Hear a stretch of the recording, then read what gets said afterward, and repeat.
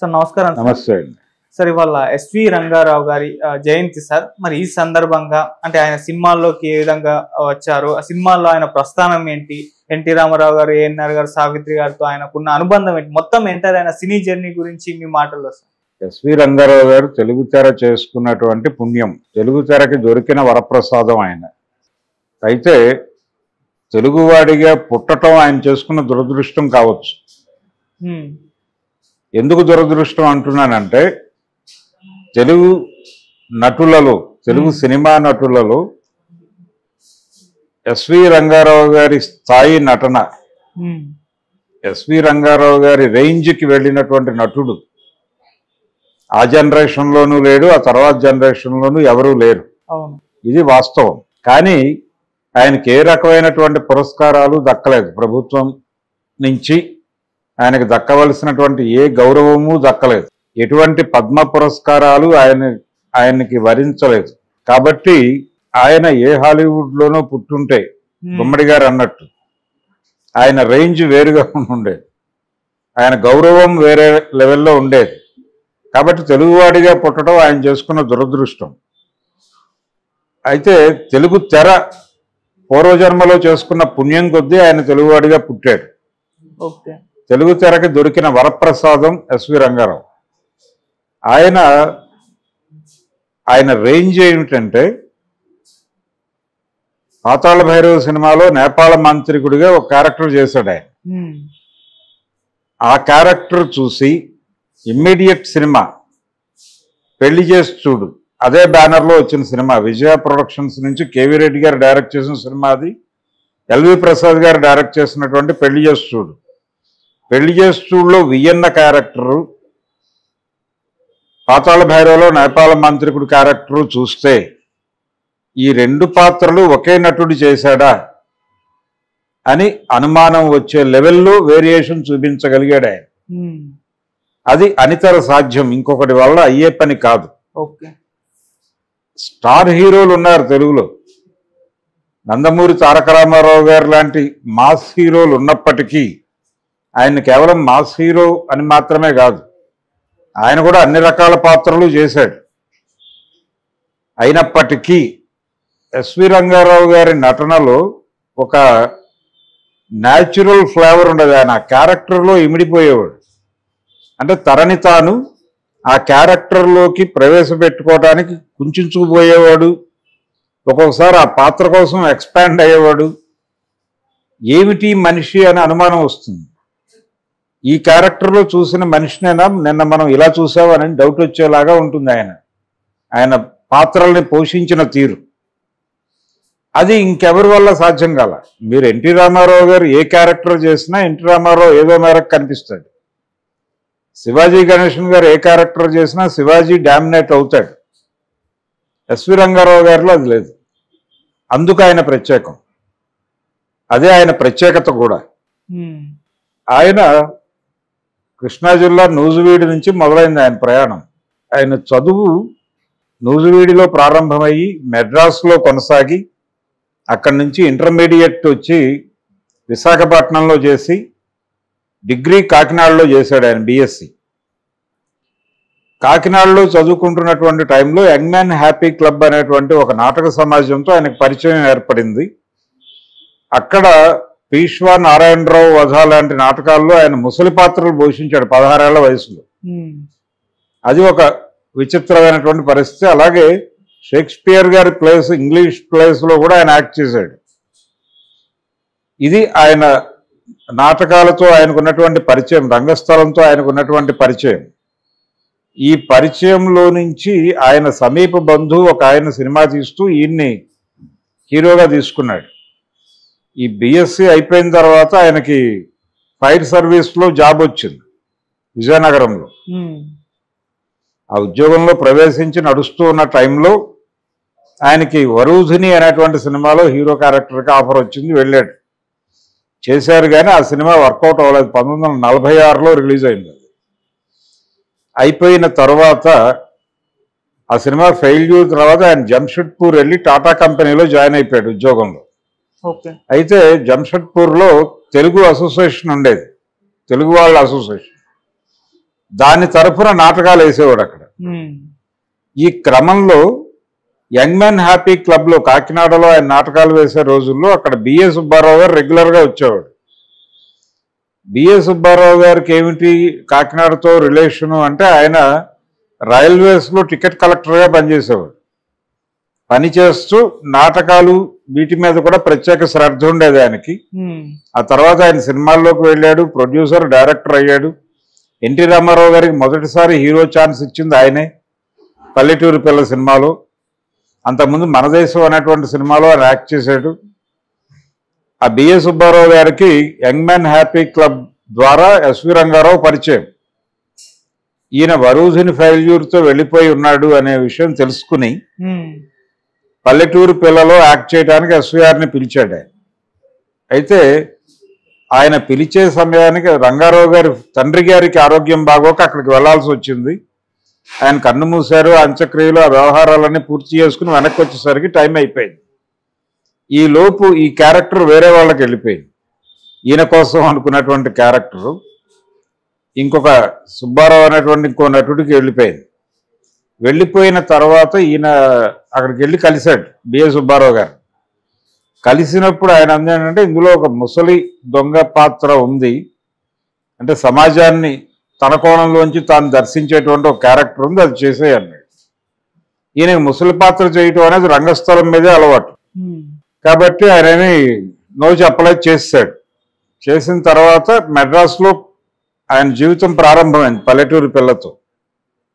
ప్రారంభమైన తర్వాత విజయ అనేటువంటి బ్యానర్ ప్రారంభమైంది. అప్పుడే విజయవారి తొలి చిత్రం షావుకారులో ఎన్టీ రామారావు గారు హీరో.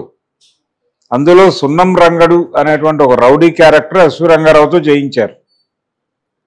బిఏ సుబ్బారావు సినిమాలో చూసి ఆ క్యారెక్టర్ ఆఫర్ చేశారు ఎల్వి ప్రసాద్ గారు. ఆ క్యారెక్టర్ చేసిన తర్వాత ఆయన్ని విజయాలో పర్మనెంట్ ఆర్టిస్ట్గా తీసేసుకున్నారు. ఎన్టీ రామారావు గారు ఎలాగైతే పర్మనెంట్ ఆర్టిస్టు, ఈయన కూడా అలా మారిపోయాడు. అలాగే ఆయన తిరిగి మెడ్రాస్ వచ్చిన తర్వాత, పల్లెటూరు పిల్ల టైంలో ఆయన తిరిగి మెడ్రాస్ వచ్చిన తర్వాత మెడ్రాస్లో ఒక షెల్టర్ వెతుక్కోవటానికి ఒక ప్రయత్నం జరిగినప్పుడు ఆ షెల్టర్ దొరికే లోపు మీన్ వైల్ ఆ 2-3 రోజులు, ఆ వారం రోజులు, ఆ 10 రోజులు ఎన్టీ రామారావు గారి రూమ్లో ఉన్నాడు ఆయన.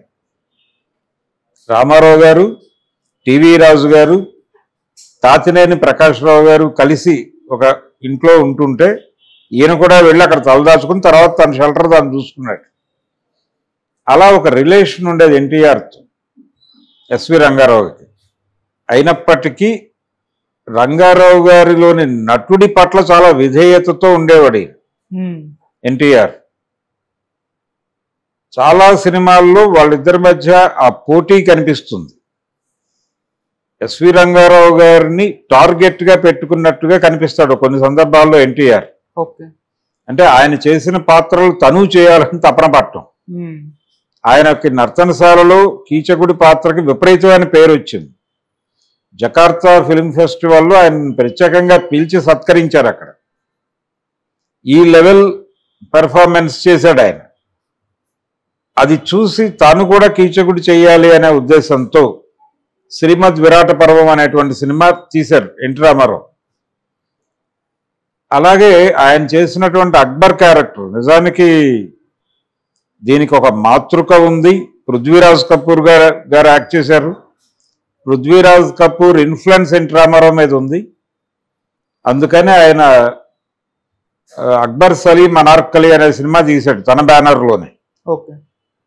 రంగారావు గారు అనార్కలి సినిమాలో అక్బర్ వేశాడు కాబట్టి తను వేశాడు. అలాగే రంగారావు గారు వేసిన రావణుడి పాత్ర తను వేశాడు.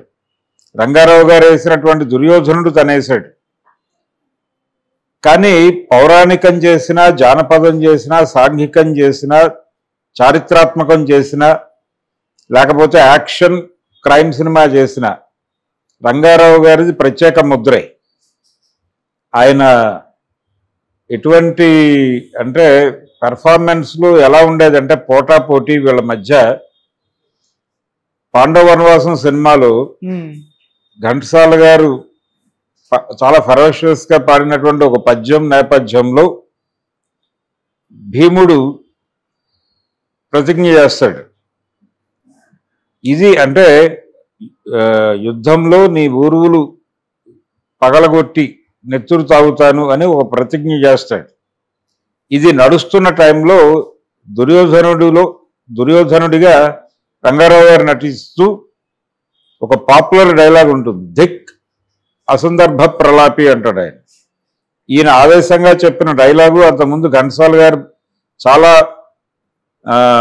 అంటే ఉగ్రస్వరంతో పాడినటువంటి పద్యము, వీటన్నిటినీ అలా తీసి పక్కన పడేస్తూ ఆ డైలాగ్ ధిక్ అసందర్భ ప్రలాపి అని అంటాడు. అది చాలా పాపులర్ అయింది ఆ డైలాగ్. ఒక్కసారి గతుక్కుమంటాడు ఎన్టీఆర్ భీముడి వేషంలో. ఈ లెవెల్లో ఉండేది ఆయన పెర్ఫార్మెన్స్. అంటే అది డైరెక్టర్ చెప్పి చేయించుకున్న సన్నివేశమే కావచ్చు, కానీ ఆడియన్స్కి భలే కొట్టాడు అనేటువంటి ఒక ఇంప్రెషన్ ఇచ్చినటువంటి సందర్భం. ఇలాంటి ఝలక్లు ఇచ్చినటువంటి సన్నివేశాలు ఎస్వి రంగారావు గారి జీవితంలో కోకొల్లలు. ఆయన ఒకవైపు కృష్ణ గారి యాక్షన్ సినిమాలు, వాటిలో కౌబాయ్ సినిమాలు, వీటిలో కొన్ని విచిత్రమైన గెటప్ ఉన్న క్యారెక్టర్లు చేస్తూ, ఇప్పుడు జగజ్జట్టీలు అనే సినిమాలో ఆయన ఒక టిపికల్ క్యారెక్టర్లో కనిపిస్తాడు. దాసరి నారాయణరావు గారు డైలాగ్ రైటర్ ఆ సిరీస్కి. జగజ్జట్టీలు, జగజ్జంత్రీలు, జగత్ కిలాడీలు, ఇలాగా ఎరా గూట్లే అనే డైలాగ్ అక్కడి నుంచి పుట్టింది. దాసరి గారు రాసిన డైలాగ్. అది రంగారావు గారు డెలివరీ చేసినటువంటి పద్ధతి జనాలకు విపరీతంగా క్యాచ్ అయిపోయింది. అది అలా ఏ క్యారెక్టర్ చేసినా ఆ జానర్లో ప్రత్యేకంగా కనిపిస్తాడు ఆయన. అంతకు ముందు సినిమాలో అదే సమయంలో వచ్చినటువంటి పన్నంటి కాపురం సినిమాలో ఇంటి బాధ్యతలు భుజాన మోసేటువంటి ఒక పెద్దన్నగా కనిపిస్తాడు. ఆ పెద్దన్నే కనిపిస్తాడు రంగారావులో. అలాగే ఆయన ఘటోత్కచుడిగా నటించినటువంటి మాయాబజార్ సినిమాకి ఆయనే హీరో. ఆ సినిమాలో యాక్చువల్ కథ ప్రకారం హీరో అక్కినేని నాగేశ్వరరావు గారు అభిమన్యుడి పాత్రలో. అభిమన్యుడు హీరో ఆ కథలో. కానీ అభిమన్యుడిని 4వ స్థానంలోకి నెట్టేశారు. మొదటి స్థానం రంగారావు గారు, 2వ స్థానం సావిత్రి, 3వ స్థానం ఎన్టీఆర్ అనుకుంటే 4వ ప్లేస్లోకి నాగేశ్వరరావుని గుంజారు ఆయన హీరో అయినప్పటికీ ఆ సినిమాలో. సో మాయాబజార్ హీరో హీరోయిన్స్ ఎవరు అంటే ఎవరైనా చెప్పేటువంటి సమాధానం ఎస్వి రంగారావు, సావిత్రి. ఆ రెండే కీలకం సినిమాలు. ఆ సినిమాని రన్కి దోహదపడింది వాళ్ళిద్దరే. సపోర్టివ్గా రామారావు, నాగేశ్వరరావు నిలబడ్డారు అంతే. ఇది మీ ప్రతి సినిమాలోనూ అప్పు చేసి పప్పుకుల్లో ఆయన సావిత్రి తండ్రిగా అదరగొట్టేస్తాడు. అలాగే పెళ్లి చేసి చూడలో కూడా సావిత్రి తండ్రి ఆయన.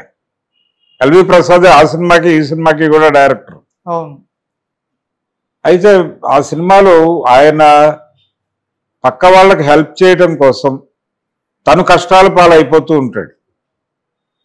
విచిత్రమైనటువంటి హామీలు ఇచ్చేస్తూ ఉంటాడు అవతల వాళ్ళకి, ఏం పర్లేదు నేను ఉన్నానని. అవి ఒకసారి జరగనప్పుడు అందరూ వచ్చి తిడతారు. ఆ టైంకి ఆయనేమో రక్షకుడిగా కనిపిస్తాడు. అదొక టిపికల్ క్యారెక్టర్. ఆ క్యారెక్టర్లో రంగారావు గారి పెర్ఫార్మెన్స్ చూస్తే ఎవరికైనా సరే బసు చటర్జీ సినిమాల్లో ఉత్పల్ దత్ గారు ఎస్వి రంగారావుని కాపీ కొట్టాడా అని అనుమానం వచ్చే లెవెల్లో ఉంటుంది ఆయన నటన.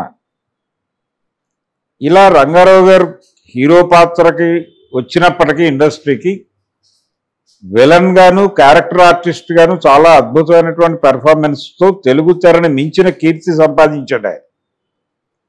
తెలుగులోను, తమిళ్లోనూ కూడా. అక్కడ కూడా చాలా సినిమాలు చేశాడు ఆయన. 300 పైచీలకు సినిమాలు చేశాడు ఆయన. అంతా లైఫ్ స్పాన్ 56వ సంవత్సరంలో చనిపోయాడు ఆయన. 56 సంవత్సరాలే జీవించాడు రంగారావు గారు. నిజానికి అల్లూరి సీతారామరాజు సినిమాలో అగ్గిదొర పాత్రకే ఆయన తీసుకున్నాడు రామచంద్రరావు గారు. కానీ ఈయన అనారోగ్యంతో ఉండటంతో ఆ క్యారెక్టర్ బాలయ్యతో చేయించారు సినిమాలు. అలా వదులుకున్న సినిమాలు ఉన్నాయి ఆయన అనారోగ్యంతో. ఫైనల్గా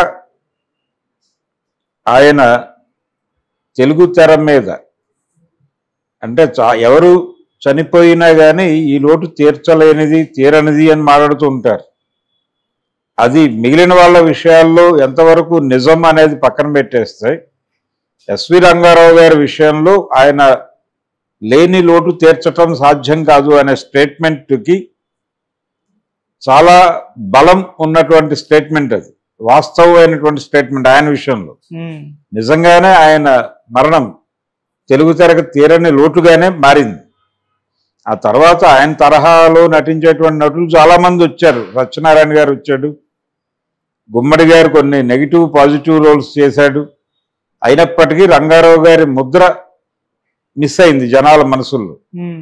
రంగారావు గారిని చూస్తున్నామని అనుభూతి చెందలేదు ప్రేక్షకుడు. సత్యనారాయణని చూస్తున్నాం, లేకపోతే కాకరాలను చూస్తున్నాం, మరొకరిని చూస్తున్నాం, ఈ స్పృహ ఉండేది. అందుకని రంగారావు గారు చాలా ప్రత్యేకమైనటువంటి నటుడు. తెలుగు సినిమా చేసుకున్నటువంటి పుణ్యం ఆయన ఆవేశం వచ్చినా అలాగే ఉండేవాడు, ఆనందం వచ్చినా అలాగే ఉండేవాడు, ఏదైనా ఎక్స్ప్రెసివ్గా ఉండేవాడు. ఆయన కోపధారి మనిషి అనేటువంటి ప్రచారం ఉండేది. ఆయన దగ్గరికి వెళ్ళడానికి కొంచెం భయపడేవాడు, ఎలా రియాక్ట్ అవుతాడో తెలియదు. ఆయన భక్త ప్రహ్లాద టైంలో క్లైమాక్స్ షూట్ అయిపోయి అది రష్ వేసుకుని చూస్తూ చిత్రపు నారాయణమూర్తి గారికి ఇది మళ్ళీ షూట్ చేస్తే బాగుంటుంది అనిపించి ఈ విషయం రంగారావుకి ఎలా కన్వే చేయాలి అనేది ఆలోచించి ఆయన ఒక నిర్ణయం తీసుకున్నాడు. నరసరాజు గారిని పంపించాడు.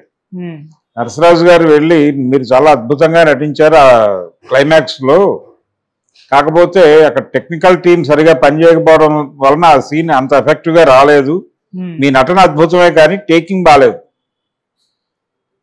అందుకని మీరు ఒకసారి రీషూట్ చేయమని అడిగితే బాగుంటుందని నాకు అనిపించింది, నేను చూశాను రాత్రి ల్యాబ్లో అని చెప్పాడు ఆయన.